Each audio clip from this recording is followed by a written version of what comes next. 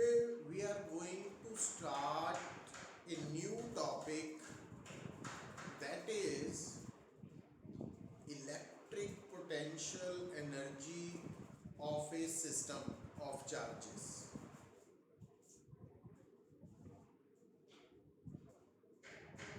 Electric potential energy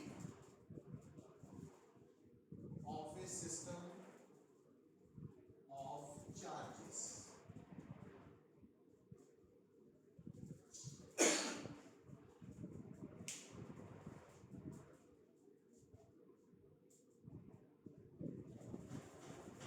देखो बेटा, गल नूं समझो। एक्चुअली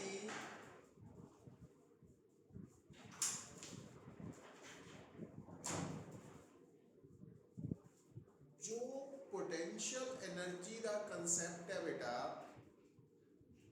कि whenever work is done against a conservative force, that work is stored as potential energy in the system. मतलब जदों भी कंजरवेटिव फोर्स के अगेंस्ट वर्क डन होएगा तो वो वर्क डन सिस्टम के अंदर as a potential energy store हो जाएगा। वो वर्क डन बेटा चाहे against conservative force gravitational force के अगेंस्ट होए, चाहे कंजरवेटिव फोर्स इलैक्ट्रिक फोर्स के अगेंस्ट होए। हुण प्रेजेंटली जिहड़ा साडा सिस्टम है वो बनिया होया पुत्तर चार्जिस तो चार्जिस दे विच जिहड़ी इलैक्ट्रोस्टैटिक फोर्स है वो आप ऑलरेडी प्रूव कर चुके हैं कि कंजरवेटिव फोर्स। तो अगर बेटा थोड़ा सिस्टम बनिया होया चार्जिस तो और थोड़े सिस्टम के अंदर मिनिमम 2 पॉइंट चार्जिस है या उस तो ज़्यादा हो 3, 4, 5, तो उस सिस्टम के पोटेंशियल एनर्जी किस तरह से डिफाइन कर दें।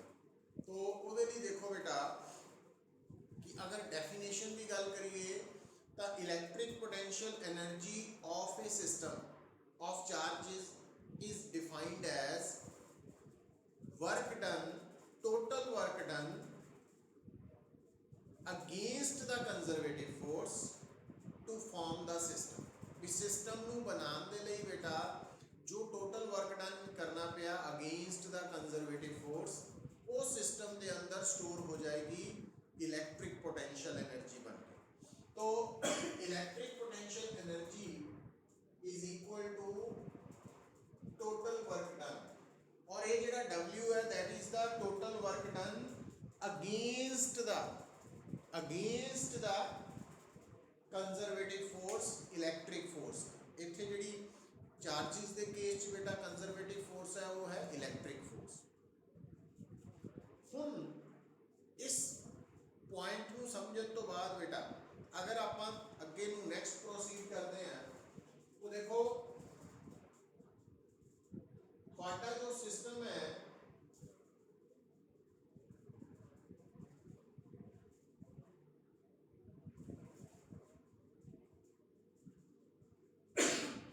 थोड़ा बेटा जो सिस्टम है वो 2 पॉइंट चार्जिस तो भी बनया हो सकता है।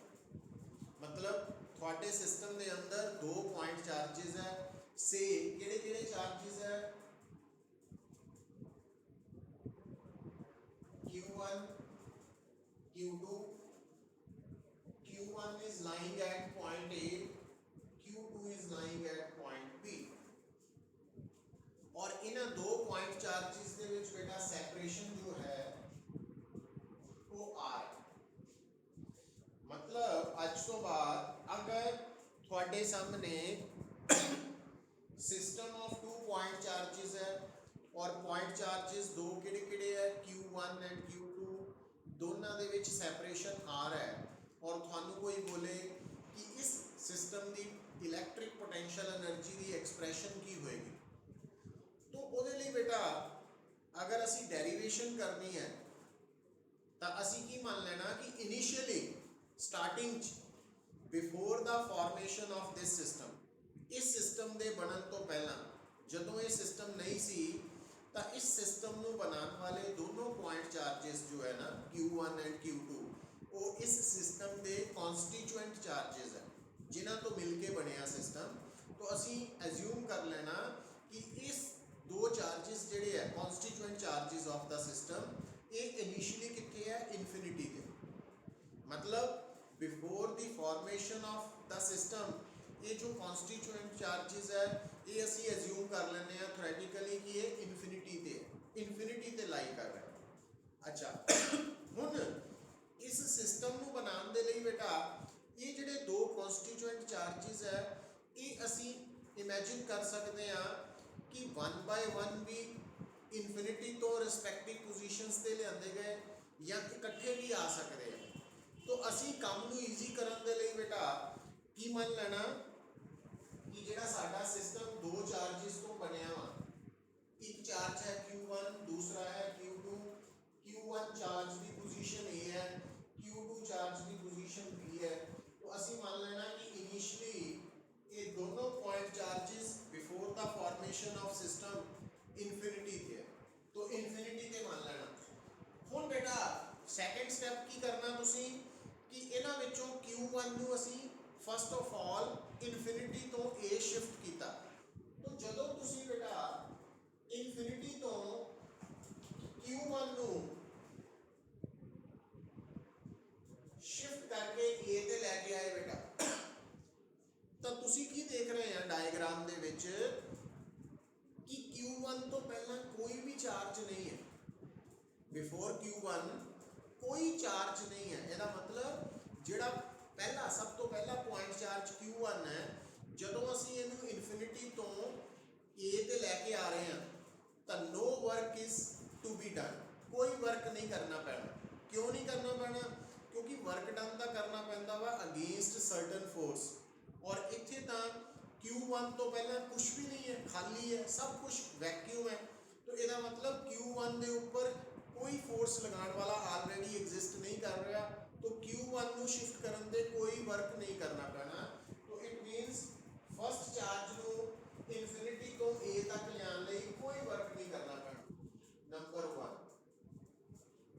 पर जदों बेटा थोड़ा Q1 चार्ज इनफिनिटी तो अपनी पोजीशन ए ते आके प्लेस हो गया, नाउ इस Q1 चार्ज के करके अराउंड जिहड़ी स्पेस है उत्थे की पैदा हो गया इलैक्ट्रिक फील्ड पैदा हो गया due to the presence of Q1।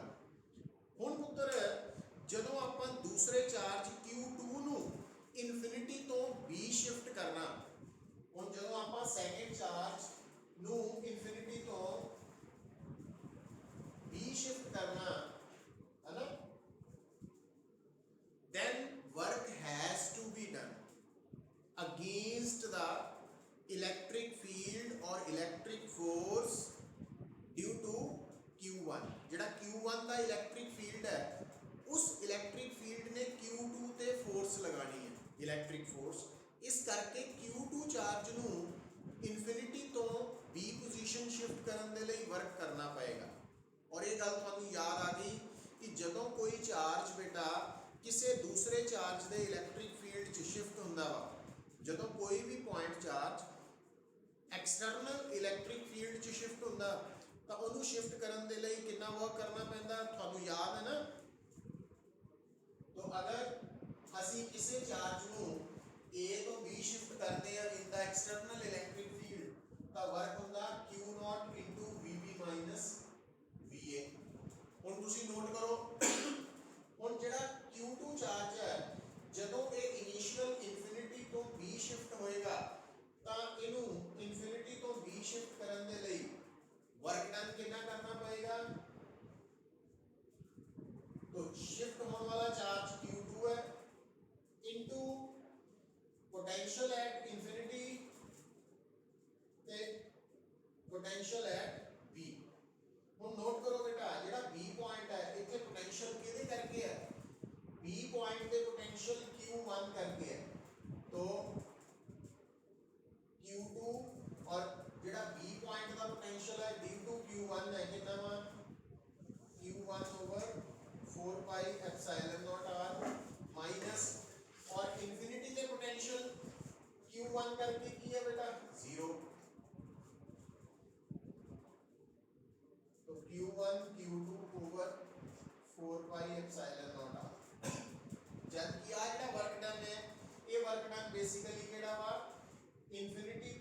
Q1 ਨੂੰ ਸ਼ਿਫਟ ਕਰਨ ਲਈ ਕਿੱਥੇ A ਤੱਕ।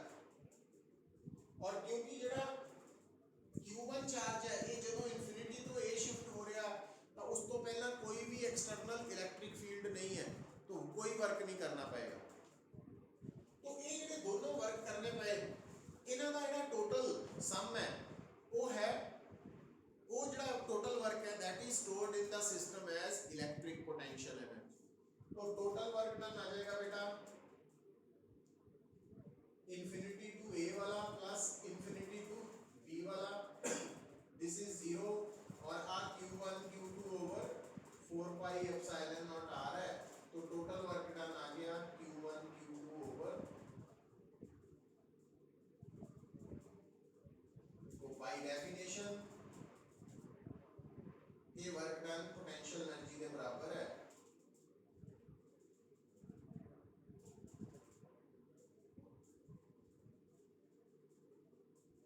तो आज तो बाद बेटा ਤੁਹਾਨੂੰ ਇਹ ਗੱਲ ਸਮਝ ਆ ਜਾਣੀ ਚਾਹੀਦੀ ਹੈ ਕਿ ਅਗਰ ਤੁਹਾਡੇ ਸਾਹਮਣੇ ਕੋਈ ਵੀ ਇਲੈਕਟ੍ਰਿਕ ਸਿਸਟਮ ਜੋ 2 ਪੁਆਇੰਟ ਚਾਰजेस ਤੋਂ ਬਣਿਆ ਉਸ ਦੀ ਇਲੈਕਟ੍ਰਿਕ ਪੋਟੈਂਸ਼ੀਅਲ એનર્ਜੀ ਕੈਲਕੂਲੇਟ ਕਰਨ ਲਈ ਕਿਹੜਾ ਫਾਰਮੂਲਾ ਯੂਜ਼ ਕਰਨਾ 1/4 pi epsilon nought Q1 Q2 by R।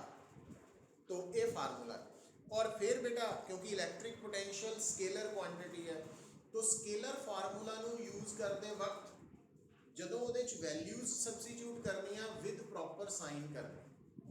ਹੁਣ ਇੱਥੋਂ ਇੱਕ ਗੱਲ ਹੋਰ ਨੋਟ ਕਰੋ, ਜਿਹੜੇ ਬੇਟਾ 2 ਪੁਆਇੰਟ ਚਾਰजेस ਹੈ Q1 Q2 अगर ये दोनों लाइक चार्जेस है ਤਾਂ दोनों लाइक चार्जेस ਦਾ मतलब Q1 Q2 ਦਾ प्रोडक्ट ग्रेटर दैन 0 है पॉजिटिव, ਤੇ ਜੇ अनलाइक चार्जेस है ਤਾਂ Q1 Q2 ਦਾ प्रोडक्ट नेगेटिव आएगा।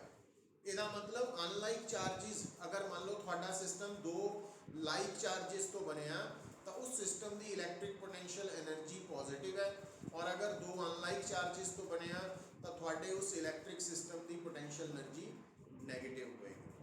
तो कोई भी ਜਿਹੜਾ सिस्टम है बेटा ਹੁਣ ਗੱਲ ਨੂੰ ਸੁਣੋ, ਇਹ ਜਿਹੜਾ ਕਨਸੈਪਟ ਆਪਾਂ ਸਮਝ ਰਹੇ ਆ ਨਾ ਇਹ ਬਿਲਕੁਲ ਗ੍ਰੈਵਿਟੇਸ਼ਨ ਦੇ ਨਾਲ ਰਿਜ਼ੈਂਬਲ ਕਰਦੇ ਆ क्योंकि ग्रेविटेशनल फोर्स भी like electrostatic force conservative force है। तो बिल्कुल पैरेलल कंसैप्ट चलते हैं। तो आ वाला ਜਿਹੜਾ कंसैप्ट है ਇਹਨੂੰ ਤੁਸੀਂ याद कितना रखिया कि अगर ਤੁਹਾਡੇ सामने 2 पॉइंट चार्जेस तो ਬਣਿਆ सिस्टम है ਤਾਂ ਉਹਦੀ इलैक्ट्रिक पोटेंशियल एनर्जी कैलकुलेट ਕਰਨ ਦੇ ਲਈ है ना फार्मूला डिराइव ਕਰਨ ਦੇ ਲਈ ਅਸੀਂ ਕਿੱਦਾਂ ਸੋਚਣਾ कि ਅਸੀਂ इनिशियली मान लेना कि दोनों पॉइंट चार्जेस इन्फिनिटी ਦੇ, उस तो बाद असी दोनों चों एक नू इन्फिनिटी तो ओदी अपनी फाइनल पोजीशन में शिफ्ट करना।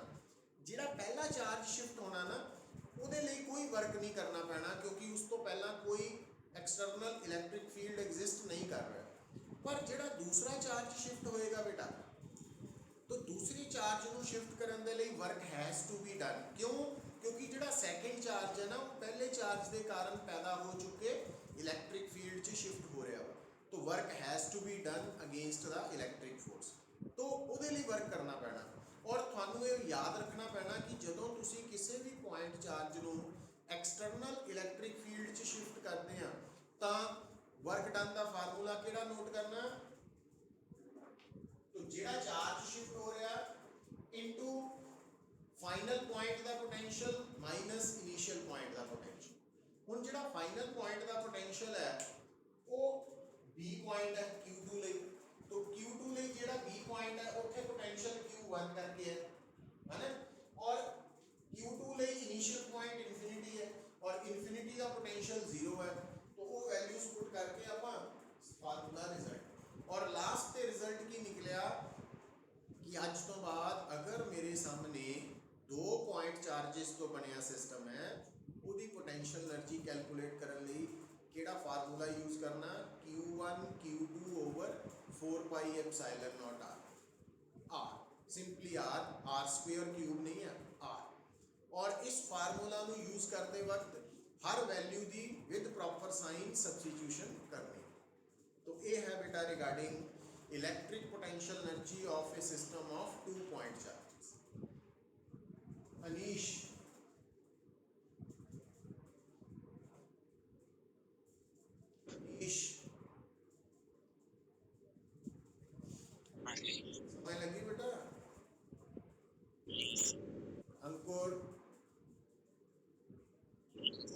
लक्ष्य, अर्शिया गर्ग, अर्शिया गुलाटी, मानसी। लगी है समझ?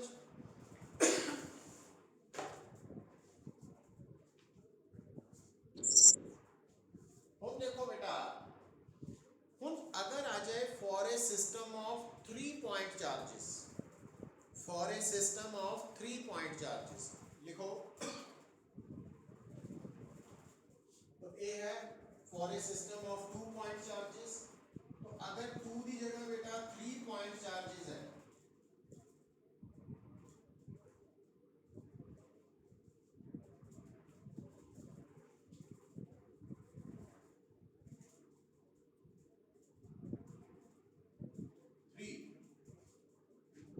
चार्जेस केड़े केड़े है बेटा?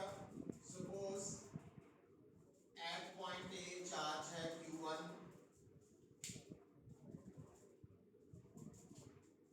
एट पॉइंट बी चार्ज है Q2,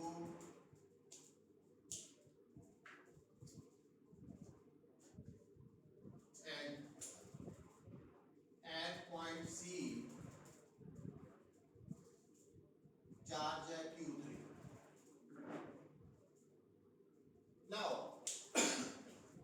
हम बेटा ਅਸੀਂ ਐਜ਼ਿਊਮ ਕਰ ਲੈਨੇ ਆ ਕਿ ਜੋ ਪੋਜੀਸ਼ਨ ਆਫ Q1 ਹੈ ਤੇ ਪੋਜੀਸ਼ਨ ਆਫ Q2 ਹੈ, ਇਹਨਾਂ ਵਿੱਚ ਜਿਹੜੀ ਸੈਪਰੇਸ਼ਨ ਹੈ ਉਹ ਆਪਾਂ ਲਿਖ ਸਕਦੇ ਆ R12 ਜਾਂ R21, R12 ਜਾਂ R21 ਇੱਕੋ मतलब ही है। फिर बेटा Q1 Q3 ਦੇ ਵਿੱਚ ਜੋ ਸੈਪਰੇਸ਼ਨ ਹੈ तो R13 या R31 ਇੱਕੋ ਹੀ मतलब है। और फिर बेटा Q2 एंड Q3 ਦੇ ਵਿੱਚ ਜੋ ਸੈਪਰੇਸ਼ਨ है R23 या R32, तो ਇਹ सिंबल्स ਆਪਾਂ रिप्रेजेंट करते हैं। ਹੁਣ ਆਪਾਂ ਇਸ सिस्टम ਦੀ इलैक्ट्रिक पोटेंशियल एनर्जी डिराइव करनी है। ਹੁਣ डिराइव ਕਰਨ ਦੇ ਲਈ ਤੁਸੀਂ इनिशियली अपने दिमाग 'ਚ ਕੀ ਮੰਨਣਾ ਕਿ ਇਹ ਤਿੰਨੋਂ ਚਾਰजेस ਇਨਫਿਨਿਟੀ ਦੇ, ਇਹਨਾਂ ਤਿੰਨਾਂ ਨੂੰ इनिशियली इनफिनिटी ਤੇ ਐਜ਼ਿਊਮ ਕਰਨਾ at infinity.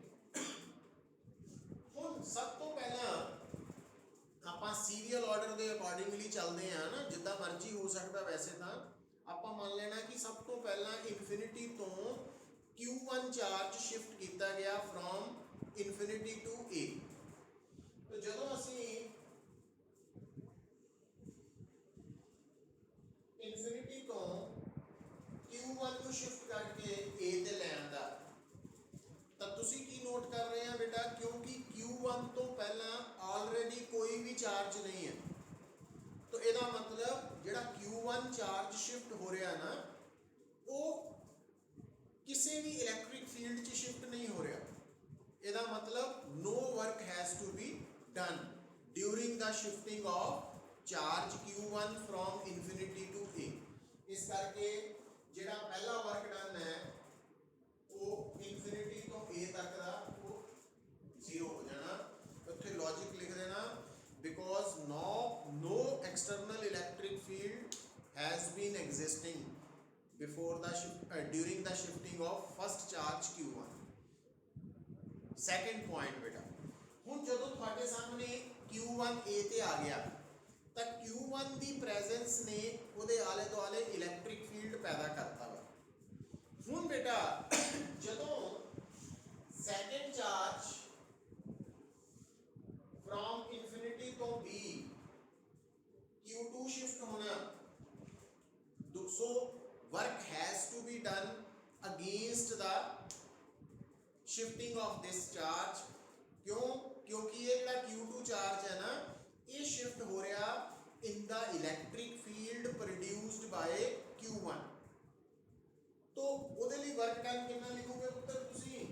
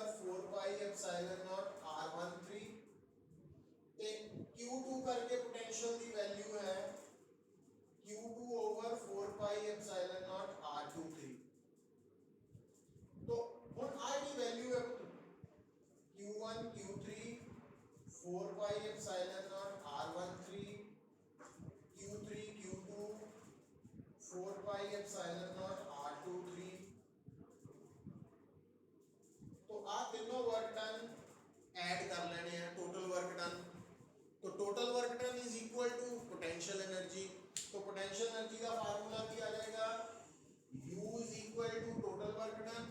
Total work done है इंफिनिटी टू ए वाला, इंफिनिटी टू बी वाला, इंफिनिटी टू सी वाला, और जब तीनों वैल्यूज पुट करोगे तो आ ਤੁਹਾਡਾ आंसर आ जाएगा।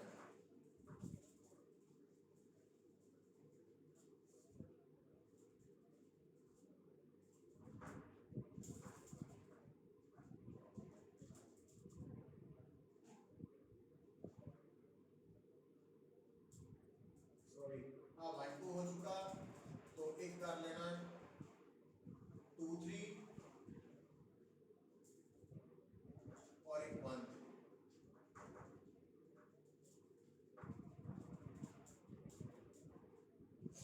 तो ये आंसर आ जाएगा। तो ये है derivation regarding electric potential energy of a system of 3 point charges. तो इस तरीके दे नाल तुसी आंसर निकालना। हुण बेटा ये जो पोटेंशियल एनर्जी का फार्मूला है ना, इस फार्मूला नू तुसी याद कितना करना वा, वो बड़ी इंपॉर्टेंट चीज़ है साडे लिए। ये तो डेरिवेशन है ना स्कूल पॉइंट ऑफ व्यू तो। तुम देखो ਉਹਦੇ ਲਈ नोट करके लिखो अंकुर, क्लियर है, मानसी,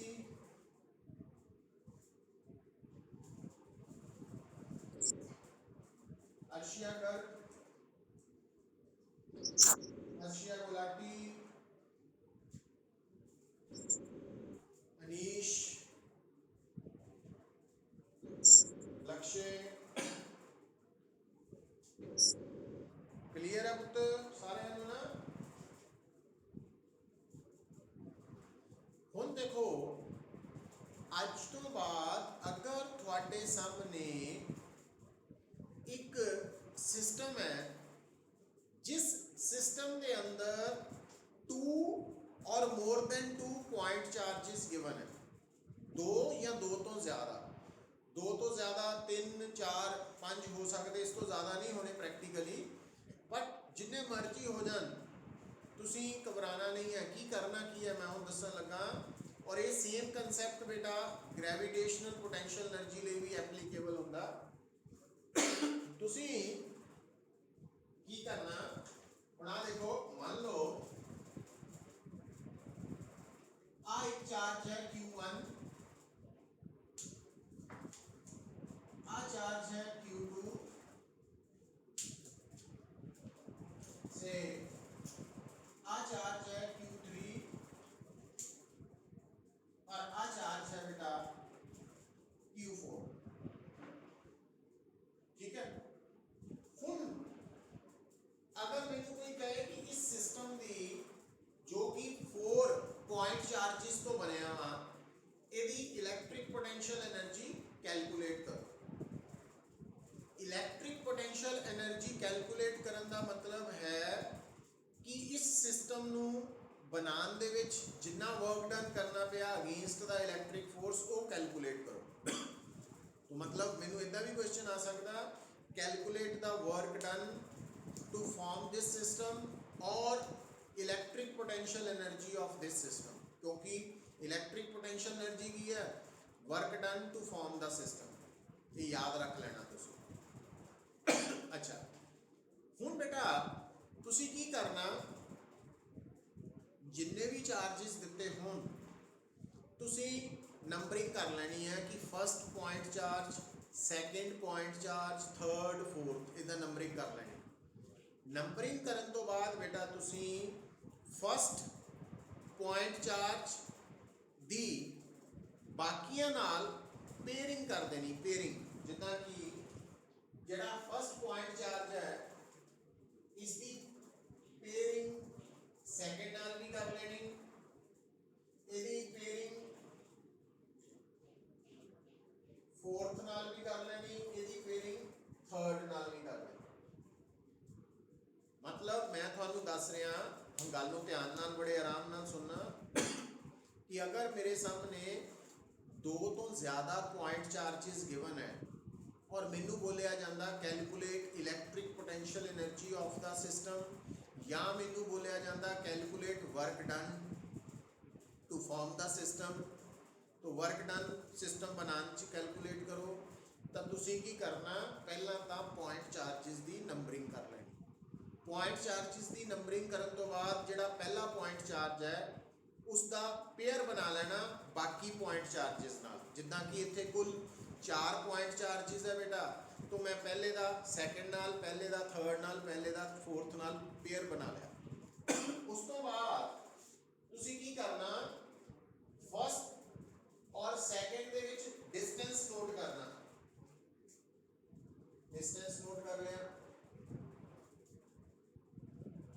और ये जिहड़ा डिस्टेंस है उन्होंने नोट करने तो बाद इस पेयर की पोटेंशियल एनर्जी कितनी होनी है, Q1 Q2, क्योंकि थानू ये याद रखना पैना कि दो पॉइंट चार्जिस दे पेयर की potential energy Q1 Q2 over 4 pi epsilon not R है डिस्टेंस। तो इतने बन जानी Q1 Q2 4 pi epsilon not R12, क्योंकि ये डिस्टेंस R1। फिर बेटा तुसी फर्स्ट का पेयर थर्ड नाल बनाया, तो आ वाला डिस्टेंस भी नोट करना R13 या R31। तो हम इस पेयर की पोटेंशियल एनर्जी भी लिख लेनी Q1 Q3 4 pi epsilon not R13। फिर बेटा फर्स्ट दी फोर्थ नाल पेयर कर लिया, तो आ डिस्टेंस भी नोट करना R14 या R41। तो हम इस पेयर की पोटेंशियल एनर्जी भी लिखनी Q1 Q4 4 pi epsilon not R14। ये ऐड करते जाना ना तुसी। अच्छा, हुन फर्स्ट दे बाकियां नाल पेयर हो चुके हैं, हुन सैकेंड ते आ जाना। हुन सैकेंड का पेयर फर्स्ट नाल ऑलरेडी हो चुका, उन्होंने नहीं रिपीट नहीं करना। हुन सैकेंड का थर्ड नाल ते सैकेंड का फोर्थ नाल पेयर बना लेने। तो सैकेंड का क्योंकि 1 दे नाल ऑलरेडी हो चुकी है पेयरिंग, रिपीट नहीं करनी। सैकेंड की थर्ड दे नाल ते सैकेंड की फोर्थ दे नाल पेयरिंग कर लेनी। हुन आ डिस्टेंस पुत्र नोट कर लेना R23 या R32। तो पोटेंशियल एनर्जी आ जानी इस पेयर की Q2 Q3 4 pi epsilon not R23 plus 2 का 4 नाल पेयर बनाया, तो Q2 Q4 4 pi epsilon not R24। मतलब आ वाला ये डिस्टेंस है R24 या R42। अच्छा, हुन 2 दी भी पेयरिंग हो गई। हुन 3 ते आ जाओ। हुन जेड़ा 3 है वो भी ऑलरेडी 1 नाल हो चुकी है, रिपीट नहीं करनी। 3 दी 2 नाल ऑलरेडी हो चुकी है, रिपीट नहीं करनी। पर 3 दी 4 दे नाल नहीं हुई पेयरिंग, वो कर देनी है। और आ डिस्टेंस नोट करता है R34 या R43। Q3 Q4 4 pi epsilon not R34।